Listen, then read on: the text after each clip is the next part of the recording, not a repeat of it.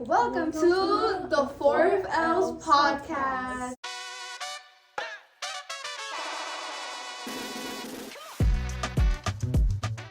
Today we are with Julia, Yoali, Amy, Diana. and today we are going to talk about the Maggie book and Hester. So starting off, Diana, what are your thoughts about the book Maggie and like about herself? I think Maggie was really outcasted by her family and even the lover that she ends up meeting, which is Pete. And then at the end, she ends up being alone and dying alone. I think Maggie has a really strong background where it comes by she grew up poor, she grew up with not a loving family. Her brother died really young by not being treated right. And honestly, I feel like I understand how she went the wrong route, but honestly, she could have thought and had a better mindset and tried to grow.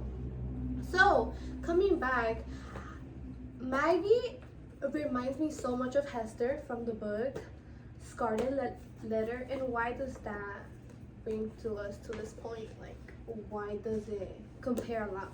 Hester is publicly shamed from her actions from doing adultery. She's shamed in prison by what are they called? The Puritans. The Puritans.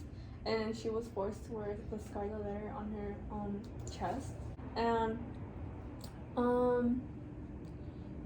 even though she was ashamed daily and throughout, even while having her daughter, she endured that pain. She turned it into a way of her becoming a stronger woman and not letting herself go down. Yeah, and honestly, Hester, she cheated on her husband and had another kid with someone else, and people just gave all the fault to the woman because she's a woman in those times.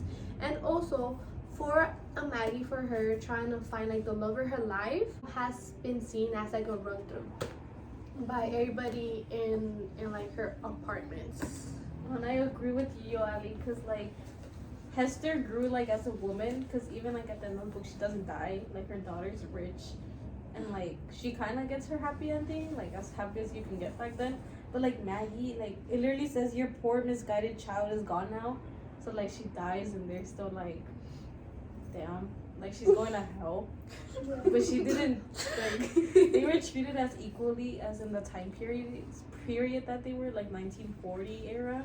And then back in the Puritans, like with the scaffold and then like the public humiliation, like they went through those rituals to like discard them as women, which kind of relates to like the gender and society part. Yeah. I also agree with you because I think like in Maggie, when she's always seeing like these pretty women like beside Pete, she like kind of feels bad about herself. Like it says on page 21, it says Maggie saw the golden glitter of the place where Pete was to take her. She was afraid she might appear small and mouse colored, and I think it just represents like her insecurities, I guess, because she's not rich like the women that are like around the restaurant where Pete goes to. And also with Hester, like a lot of the women Puritans like also see her as like someone who's like gorgeous, and like they even have like a little bit of jealousy. So like there's kind of more resemblance between the Puritan women and Maggie than Hester and Maggie, you know, which is kind of like the weird part. But I think we can also see like a huge double standard theme in both books. Yeah, and like I agree with you, Julia, because for Maggie, while she's being blamed, she starts to think different thoughts of herself because she sees Pete with like the woman, the one who's more classy, who Pete did not deserve. But they were both equally wrong. But like it says, as thoughts of Pete came to Maggie's mind, she began to have an intense like for all her dresses.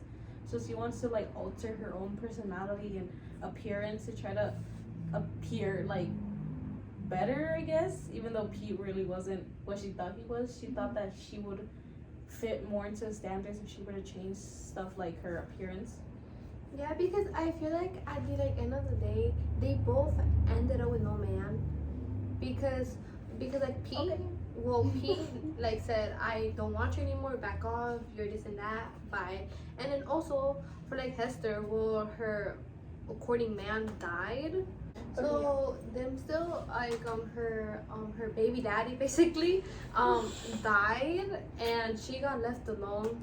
So it's kind of like they both didn't eventually have actually happy endings with like finding love. Yeah, and like Julia said, there was definitely a double standard. Because so many times, not only with Hester, I mean, the men are the people who have power in the society, so that's one thing.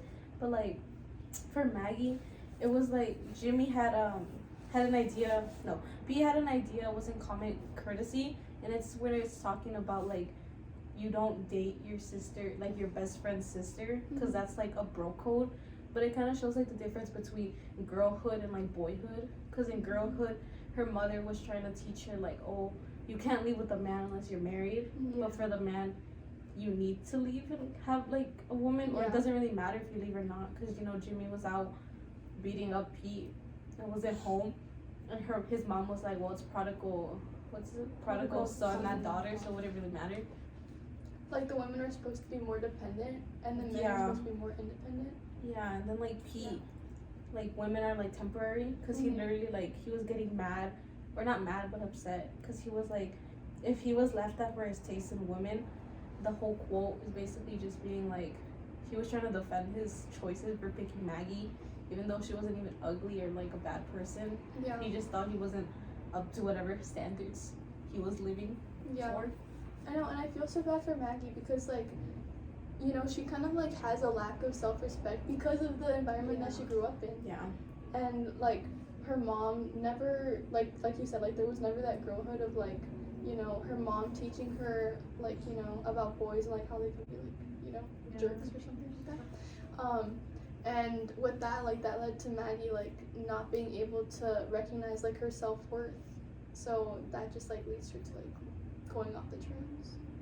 Yeah, and honestly, I have noticed that in both books. So for Hester, she basically wasn't like allowed to like talk to like God or go to church or like get closer to God.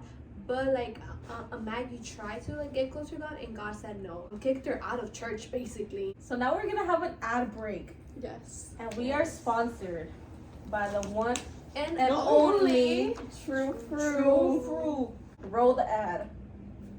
Puritans don't know the truth. We know true fruit. Yours today.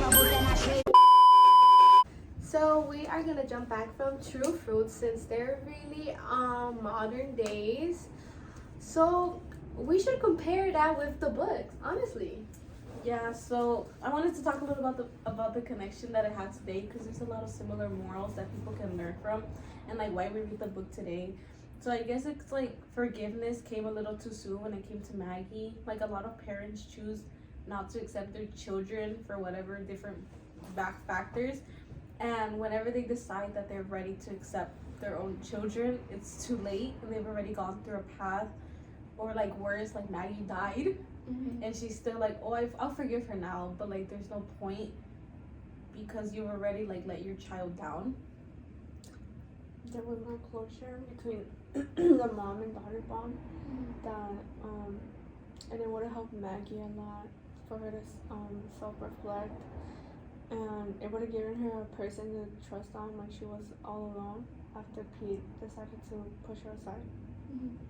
I think also, like, the connection between Hester and Pearl, and also Maggie and her mom Mary, because Pearl was like very close to her mom, and Hester would like give her, you know, she was like more close to her than Maggie and Mary.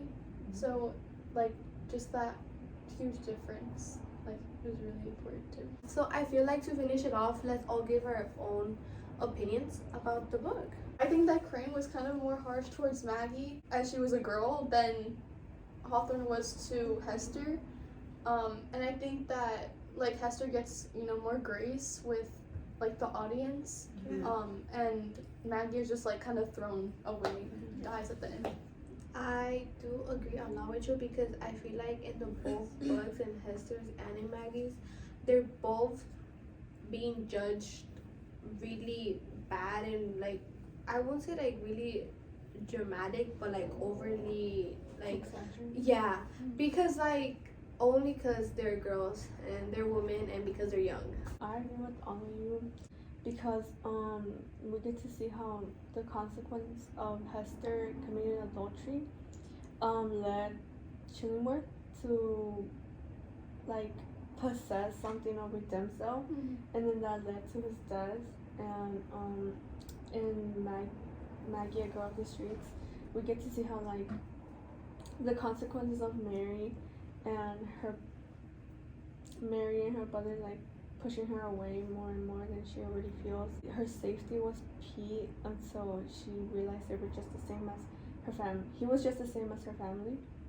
So this comes to an end for our podcast. But thank you so much. We are the 4th elves. Bye!